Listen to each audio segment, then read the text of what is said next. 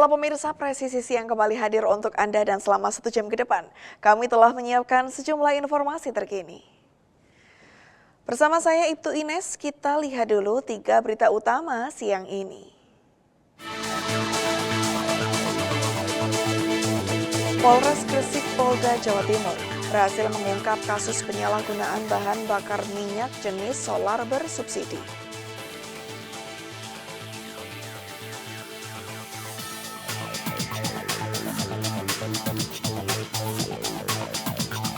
Bithumas Polda Kalimantan Timur menggelar kegiatan sosialisasi bertema bijak bermedia sosial yang berlangsung di Kelurahan Telaga Sari, Kecamatan Balikpapan Kota.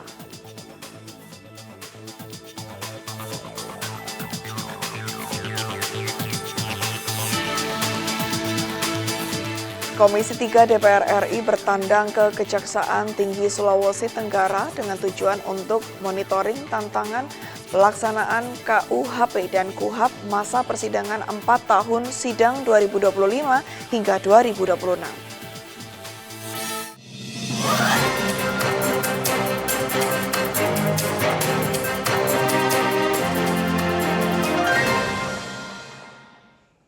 Di informasi pertama pemirsa, Polres Gresik Polda Jawa Timur berhasil mengungkap kasus penyalahgunaan bahan bakar minyak jenis solar subsidi dengan total barang bukti mencapai sekitar 17.000 liter.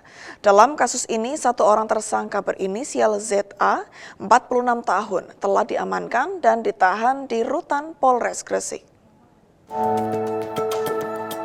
Kapolres Gresik AKBP Ramadan Nasution menegaskan kasus ini bermula dari laporan polisi nomor LP-A9-4-2026 yang diterima pada 14 April 2026. Petugas Satreskrim kemudian melakukan penyelidikan berdasarkan informasi adanya gudang penimbunan solar subsidi di wilayah Kecamatan Ujung Pangkah.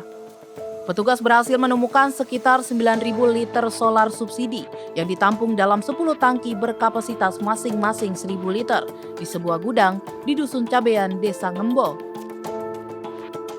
Selain berhasil mengamankan tersangka, polisi juga berhasil menyita sejumlah barang bukti. Di antaranya adalah 19 tangki berisi total sekitar 17.000 liter solar subsidi, 2 unit mesin diesel, 3 unit mesin pompa air, 30 meter selang plastik. Atas perbuatannya tersangka dijerat dengan pasal 55 Undang-Undang Nomor 22 Tahun 2001 tentang minyak dan gas bumi sebagaimana telah diubah dalam Undang-Undang Nomor 6 Tahun 2023 tentang Cipta Kerja dengan ancaman hukuman maksimal 6 tahun penjara dan denda hingga 60 miliar rupiah.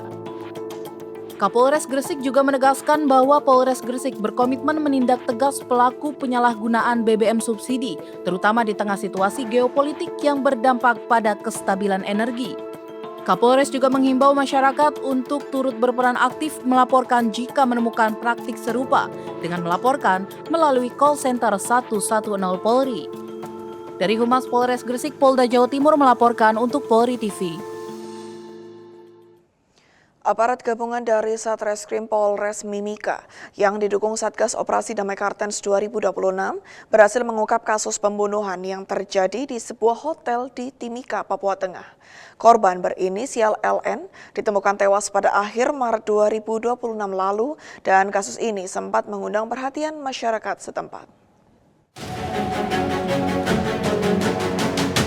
Pelaku utama berinisial EH berusia 37 tahun berhasil diamankan pada 15 April 2026 di wilayah SP1 Timika.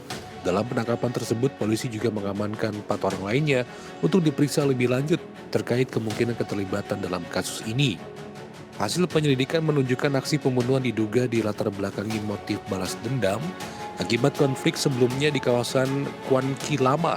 Pelaku diketahui merencanakan aksi, menyiapkan transportasi hingga menyediakan senjata tajam yang digunakan saat kejadian. Satreskrim Polres Mimika di backup oleh Satgas Operasi Damai Kartens 2026 telah berhasil membekuk pelaku pembunuhan almarhum LN yaitu EH 37 tahun pada hari Rabu 15 April 2026 yang lalu sekitar pukul 16.00 waktu Indonesia Timur di wilayah SP1 Timika. Di dalam proses penangkapan juga diamankan 4 orang lainnya, yaitu IL 27 tahun, DBH 50 tahun, YH 27 tahun, dan JK 37 tahun untuk kepentingan proses pemeriksaan. Jadi berdasarkan hasil penyelidikan, pelaku EH ini diduga sebagai aktor utama daripada perencanaan pembunuhan yang dilatar belakangi motif balas dendam akibat konflik perang suku yang terjadi di wilayah Kuam Kilama pada Januari 2026 yang lalu. Jadi pelaku diketahui berperan dalam merencanakan aksi, menyiapkan kendaraan, serta menyediakan senjata tajam yang digunakan dalam kejadian tersebut. Saat ini pelaku utama masih menjalani pemeriksaan intensif di Polres Mimika. Polisi juga terus mendalami kemungkinan keterlibatan pihak lain, sembari mengamankan sejumlah barang bukti. Aparat mengimbau masyarakat untuk tetap menjaga situasi keamanan agar tetap kondusif. Dari tim Satgas Humas Operasi Damai Kartens 2026 melaporkan untuk Polri TV. Pemirsa, Satuan Reserse Narkoba Polres Karangasem Polda Bali berhasil mengungkap jaringan peredaran narkotika dalam kurun waktu Maret hingga April 2026. Dalam operasi tersebut, polisi mengamankan 5 orang tersangka yang terdiri dari 4 pengedar dan 1 pemakai. Polres Karangasem melaksanakan konferensi pers terkait tindak pidana narkotika yang terjadi di wilayah hukum Polres Karangasem.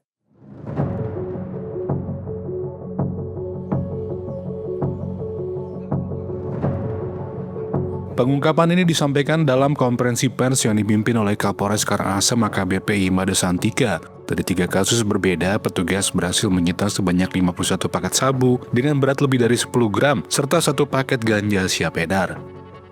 Salah satu kasus bermula dari sweeping di kawasan wisata, di mana seorang musisi berinisial JWT diamankan setelah positif menggunakan ganja. Polisi juga menggagalkan peredaran sabu yang rencananya diedarkan saat Hari Raya Nyepi, serta mengungkap modus pengiriman narkoba melalui jasa ojek online. Para tersangka kini dijerat Undang-Undang Narkotika dengan ancaman hukuman hingga 20 tahun penjara. Polres Karangasem menegaskan akan terus mengembangkan kasus ini guna memberantas peredaran narkotika hingga ke jaringan yang lebih luas. Dari tim Humas Polres Karangasem Polda Bali melaporkan untuk Polri TV. Di Kalimantan Barat, pemirsa, Polres Singkawang Polda Kalimantan Barat menggelar tatap muka lintas sektoral guna memperkuat sinergi dalam menangani berbagai persoalan sosial di masyarakat. Fokus utama pembahasan meliputi judi online, pinjaman ilegal, narkoba hingga bullying yang marak di kalangan generasi muda. Menyampaikan terkait kegiatan tatap muka Kapolres Singkawang yang dilaksanakan pada hari Rabu tanggal 15 April 2026 di Aula Sarja Arya Racana Polres Singkawang, yang dimana dihadiri oleh Kepala Dinas Pendidikan dan Kebudayaan Kota Singkawang, Kementerian Agama Kota Singkawang, Kepala Dinas Pariwisata, Pemuda dan Olahraga, FKUB Kota Singkawang, Ketua KPPP Polri, Ketua Pemda Kamtibmas, para penyuluh agama, PJU Polres Singkawang, dan Kapolsek jajaran Polres Singkawang. Kegiatan yang berlangsung di Aula Sarja Arya Racana ini dihadiri berbagai unsur, mulai dari Kementerian Agama, Forum Kerukunan Umat Beragama, Dinas Pendidikan dan Kebudayaan, hingga instansi terkait lainnya. Wakapolres Singkawang, Kompol Riko Syaputra, menegaskan pentingnya kolaborasi dalam menyelesaikan persoalan sosial secara menyeluruh. Dalam forum tersebut, Polres Singkawang memaparkan analisis situasi Kamtibmas, termasuk tren kasus yang melibatkan pelajar seperti penyalahgunaan narkoba dan bullying. Sementara itu, Dinas Pendidikan menyoroti faktor ekonomi dan kurangnya perhatian orang tua sebagai penyebab anak putus sekolah.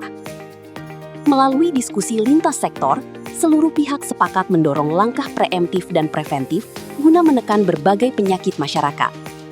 Sinergi ini diharapkan mampu menjaga generasi muda dari pengaruh negatif serta menciptakan situasi yang aman dan kondusif. Humas Polres Singkawang, Polda Kalimantan Barat.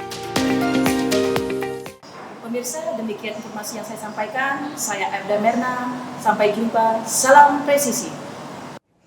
Pemirsa, tim SAR gabungan berhasil mengevakuasi seluruh korban kecelakaan helikopter PKCFX yang jatuh di Kecamatan Nangataman, Kabupaten Sekadau, Kalimantan Barat.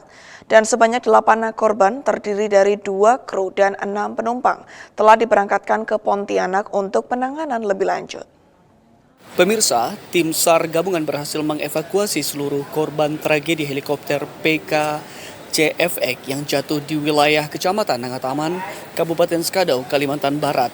Sebanyak 8 korban yang terdiri dari 2 kru dan 6 penumpang pada Jumat 17 April 2026 diberangkatkan menuju Pontianak untuk penanganan lebih lanjut.